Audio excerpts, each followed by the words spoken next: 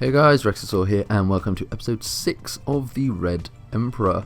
So when we left off, well, King Zivinbudas died, and we are now King Valerius. Khazaria is massive, we've lost Poland, we are still in a slight civil war, and basically things aren't looking amazing, but they're not looking as bad as they used to be under Zivinbudas's reign near the end. So what we're going to do is that we're going to have to raise some levies, we're going to have to get rid of our problems which are due to the civil war, but to do that, instead of raising levies, because we don't have enough men due to the change in succession, we have plenty of money, so what we're going to do is going to raise some mercenaries. I go down to see which one was the cheapest option for the best amount of men, and it turns out it's 150 gold, which puts us down a bit if we want to create the empire at some point, but oh well.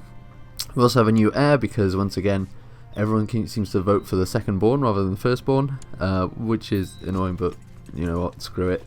And then there's a plot to kill him, so whatever. Oh, it seems that I do actually raise my levies as well as the mercenaries, which is fine.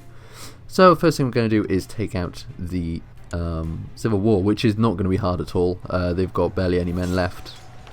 It also seems that Poland itself also has a civil war going on. As you can see, there's like another kingdom next to where our civil war is based, and Poland has raised its levies.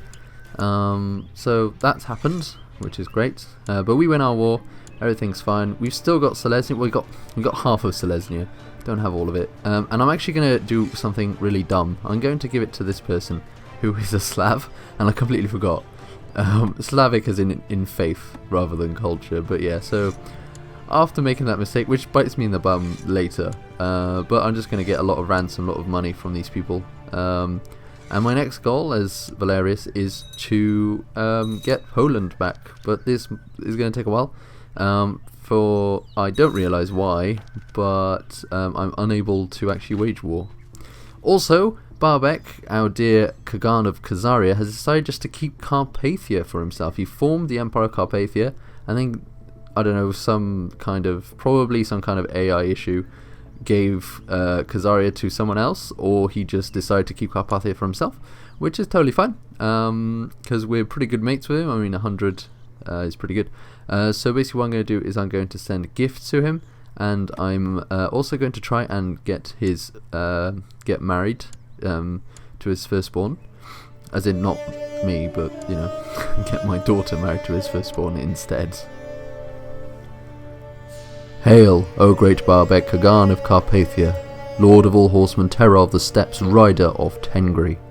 I bring with me tokens of shared friendship and majesty from my lord Valerius, son of Zivinbudas, king of all Slavs, ruler of Lithuania. My lord formally extends this gift of friendship with a proposal that our realms be united with the marriage of your most honourable firstborn Bagha and my liege's daughter, Princess Audra. May your rule be long and prosperous. So with this marriage, we basically don't get a straight away alliance, we have to wait until they actually marry, but it pretty much secures our southern border, as well as giving us a long-term ally, since, you know, Barbek has basically been friendly to us for quite a long time, and we kind of want to stabilise that. So before going for Poland, I'm actually going to try and unite Bohemia.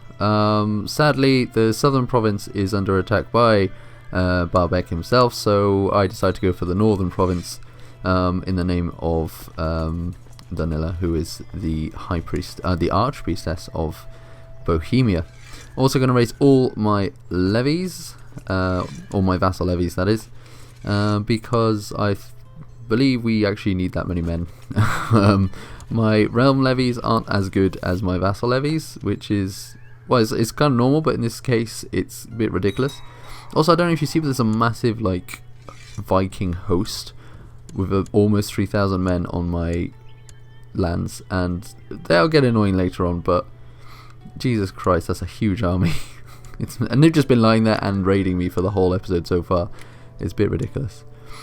So what I'm going to do now, my second son, or third son, Valerius, I can't remember which one it is, actually loses his wife, and I'm going to actually make him marry the archpriestess Saul, because you can do that when you're removing. You can marry your priestesses off to your sons, and I decided, why not? since, you know, technically that will knit our families closer. Also make it a matrilineal marriage because, you know, I don't really care about Valerius at this point. So there we go. Without being rude and mean. So yeah, we almost win the war, pretty much very quickly as well. They actually take quite a bit of our lands before anything happens, but I managed to get rid of that army, move up, and yeah, we take out a lot of their stuff. Also, my wife is pregnant.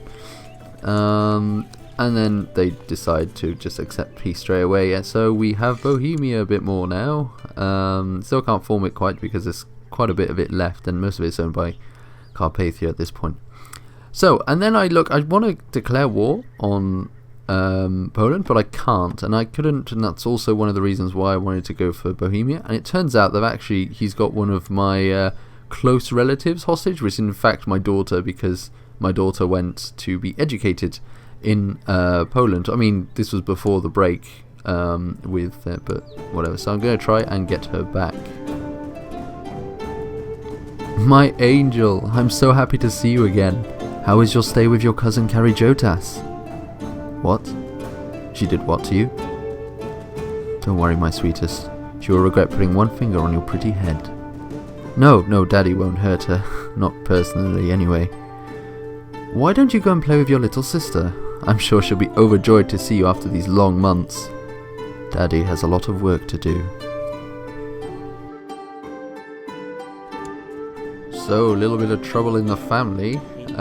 What actually happened, if you can see, well, I'm kind of hunting, but this queen has, so Karijotis' wife has the Wrath trait, so I'm making it RP that during the stay, Valerius' daughter was actually hit by her. So I'm going to get her murdered, because I'd find that hilarious. And it happens pretty quickly, actually. I then decide to murder the Marshal of Poland. So just to try and get the forces of Poland down. This doesn't actually work, but I thought it would, and sometimes it does. It depends what you wanted his marshal to do. If he had his marshal training troops in his city, in his capital, then it would have increased his levies, but it doesn't. So, like, it doesn't go down, so he must have been using it for other things, such as suppressing revolts or something. But basically, after murdering everyone, getting my daughter back, I also get my other prince to marry another famous person, and I think it was Danilo that I was getting married there. Also see that Denmark is Catholic, which is troubling, and then I declare war on Poland. So there we go, we are now at war for the rest of our rightful kingdom, which, if we win, after doing the calculation, we can actually form the empire. But the question is, will we be able to win? The amount of troops I have means most likely, so that's what we're going to be doing. However, there are several things in our way, not only Poland in itself, but also that big stack of 3k troops that is just lying on our borders in Prussia. Also, because Poland kind of splits us in weird... it's a weird country, Poland. It's got all of proper Poland, and then it's also got a lot of random provinces in the east, which, is actually pretty normal, considering the reason we got to the east was because of our then Cyrillus, who owned most of Poland. So there we go. So what I'm going to do is I'm going to unite all my forces, and this is something which the AI fucks up. I mean, we are completely even, 1-to-1 man-wise. Like, there is nothing between us. And then they cross a major river to attack us, and this is the biggest mistake ever. And it's also the thing that I was just like, oh my god, I can't believe this is happening. Because not only do we beat them because of the major crossing, I mean, it would have been really even, but we wipe out every single one of them. Every single last man was killed. It's insane. So we're going to go down to Poland pretty much, without losing that many troops, whilst Poland lost everything. Also, that big host that was on my borders, well, it's now decided to actually do something. So it's going to try and take my duchy, which I don't actually own. I mean, I do own it, but I haven't formed the duchy yet, so whatever.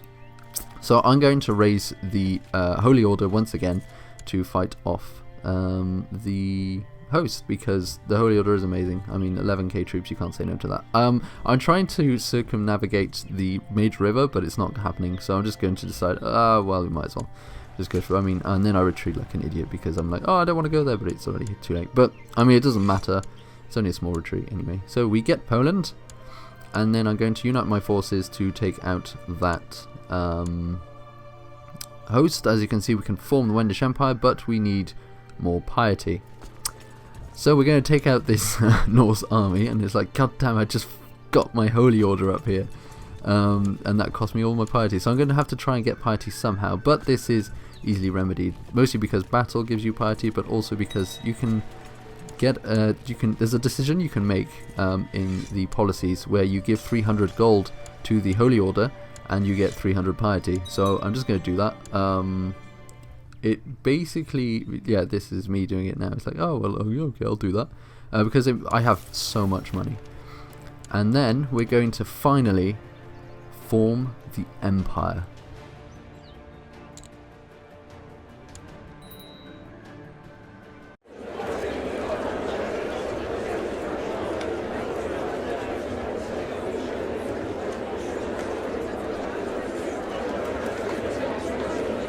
Silence! Silence! Please stand as we welcome our new Emperor.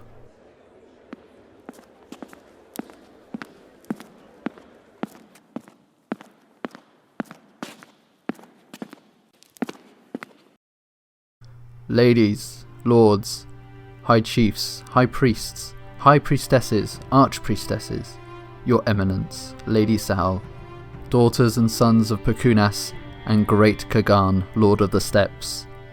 We are gathered here in this holy temple of Andajus to witness the ascension of Valerius Palemonatis, Lord of Lords, King of Lithuania and Poland, ruler of all Slavic peoples. Any man who is against such an event must speak now or forever hold their peace. Lord Palemonatis, do you accept this orb, symbol of the burden which the task ahead will weigh? I do. Do you accept this scepter, gifted by the most reverend Kagan Barbek, representing the everlasting mission to bring peace to your subjects and honour all alliances made under the gods? I do. Do you accept this crown, made from gold and iron, the rich gold of nobility forever protecting the innocent, the weak, the ill, the beggar? I do. And do you accept this oil, taken from the fires of Perkunas himself, anointing you defender of the faith until death take you? I do. Rise, Valerius, Emperor of the Slavs.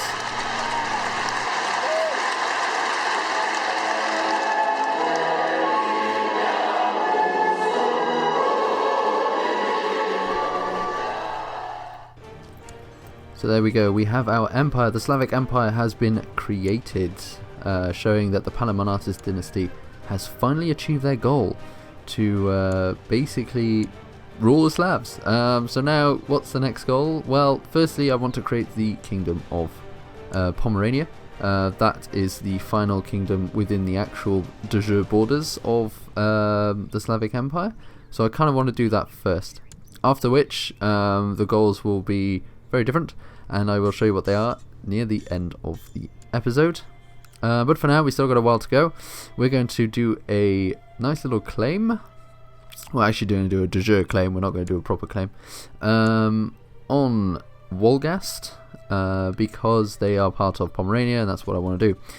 So we're just going to raise our normal levies, our realm levies, which are many at this point, because we have an empire. It's absolutely amazing that I've gotten this far. So, well, I say so quickly, but technically speaking, I've spent over 6 hours in game, although I haven't shown. Yeah, it's strange. Doing episodes like this is very strange for me.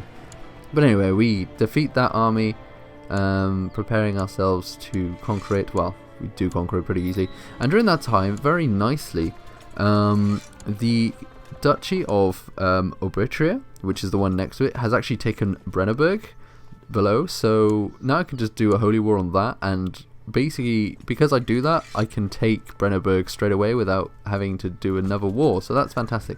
I'm actually going to raise my vassal levies for this, get us a lot of men, because as you can see they've got quite a bit, quite a lot of men as well. And what we're going to do is that we're going to try and do that. And then out of nowhere, Valerius dies. Of course, he did die at the age of 49, which is, kind of acceptable. I accept that. Which means we have a new king, Tortovilus, who is a new king. And he's quite young, so we're going to probably keep him for a long time. And Tortovilus has a very different set of, let's say, goals for the empire. But first, he is going to complete what his father wanted to do, and that is to get Pomerania, because he's at the war. He might as well do it at this point. So there we go. Also, you may see that Poland has also been kind of united. You can see there's a Polish kingdom thing. Because we are an empire, the kingdom is still part of our empire, but what happens is that I think it's our uncle or our half-brother, Zivin Budas, has got the Kingdom of Poland, which is fine, because this is technically what I want to do. I want the administration of the Slavic Empire to be split between the kingdoms, and I only want to hold the Kingdom of Lithuania. Of course, this is Tortovilus's idea, is that he wanted to hold one kingdom for himself, the Kingdom of Lithuania, because he has plans, as you will see. But first off, he's going to try and create Pomerania, and to do that he needs to unite all his armies to try and take out the Duchy of Obritria, which is a Slavic, and the final major Slavic duchy, which isn't in our realm, outside of that of Serbia and the Baltics down. I think it's the Baltics. But anyway, we take that pretty easily. Brenneberg is there, but it's very, as you can see, it is separate. But when we finally usurp the duchy in a bit, that'd be nice. It actually comes with it, so it's like, oh, now it's ours. And it's like, oh, okay. So we have this duchy. We're going to give it away to, I error massively, because I give it to the city vassal in Brenneberg, assuming that it would become a what they call a trade, not a trade thing, but yeah, you know what I mean, like a doge and thing. Merchant Republic, that's one, but it doesn't, and I'm like, oh well, fine. So I'm just going to make a de jure claim on the final county within that province, within that duchy, and just going to take some small things. We've also got a new daughter. I'm actually going to name this one Valeria after my father, because I can do that. So we have a new daughter called Valeria, who might be interested, might not. It's always fun to name certain children and see if they're actually any good. So we do that. We're going to murder this small army, and then we're going to win the war. We also have to unsiege that. They actually managed to siege both those counties in like record time. I have no idea what's happening. Also, there's a host that comes at us, which is less cool. But the host doesn't actually start in our borders, so I'm like, oh, where the hell are they? I can't see them. So I'm just going to raise my levies, and I'm going to gather them up near this duchy over there. I think that's the Duchy of Pomerania, actually. And then we're going to try and finish this war, which we do successfully. And as you can see, in fact, the people, the host who wanted it must have been related to the people who just took the duchy, because they have just declared a host war for that duchy. So we're going to try and get our army to defeat them. I also, in this time, marry the daughter of the Khagan of Khazaria, whilst we still have an alliance with Barbek because of the because he's married to my sister, or Tortovilis' sister, anyway. So we have an alliance now with the two major Khagans, or Khanates of the east, which is pretty much securing our eastern border. Even if one of them turns against us, we have the other one on our side. So this secures our southern and eastern border, and this is kind of what Tortovilis really wants. I better be saying his name right. But anyway, we defeat this host successfully, and then I'm just moving my woman Saul around to she might as well be my woman. I mean, she's married to one of my brothers, I think, to convert stuff. We also form the Kingdom of Pomerania, and then I make a decision. I wanted this guy to be my king, so I wanted him to be removed, of course, converted, which he did, and then I can't give it to him because he owns a barony, and for some reason I'm not allowed to do that. So I'm like, okay. Also, I'm his heir, so I think it also might have something to do that. So I have to find someone else, and I just decide this bloke will do. He's removing. He likes me a bit. So yeah, this is the person I need to be the King of Pomerania. Rumgalia, dear friend, I wish to discuss an important matter with you. As you are no doubt aware, I have passed through the necessary legislation for the creation of the Kingdom of Pomerania, and I am in need of a man to sit on a throne in my stead, whilst I can focus on other matters. I would like you, my friend, to be that lord, to look after my people, to protect my borders against the unholy, to unite the might of the Slavic peoples within the realm and against our foes. So there we go, our Emperor Tutuvilis has decided that Rumgalia should be King of Pomerania and look after what is the Catholic border. Now why does he not want Pomerania for himself? Well, because he's not focusing on that. He wants another kingdom. He wants to extend the power of the Slavic Empire further east, and then north. He's going to go around Rus, then Finland, and then up to the rest of the Nordic countries. He wants to eradicate the Germanic faith. Why is this? Well, because of the amount of hosts that have been attacking his kingdom for, well, ages. So that's the plan for the next episode. We're going to try and do a war against the Sumanusko faith in Rus, and we're going to try and crawl ourselves around Finland. As you can see, there's quite a big kingdom, so this could be quite a problem. But Tutuvilis is adamant that he needs to do this. So thank you very much for watching this 6th episode of The Red Emperor, and I will see you next time. Whilst Valerius' reign was short, he achieved just as mighty a task as his predecessors. He had wrestled the kingdom of Poland back from his brother, and in so doing proclaimed himself emperor. This was further helped and legitimized with the presence of Barbek, Khagan of Carpathia, who had decided to reject the rule of Khazari in preference for a border with what he saw as a stable and mighty ally. In fact, there are hundreds of letters surviving the era detailing the correspondence between the Palemonatis emperors and Barbek, and whose conversations varied from foreign policy in Russia to what kind of dress Princess Valeria would like.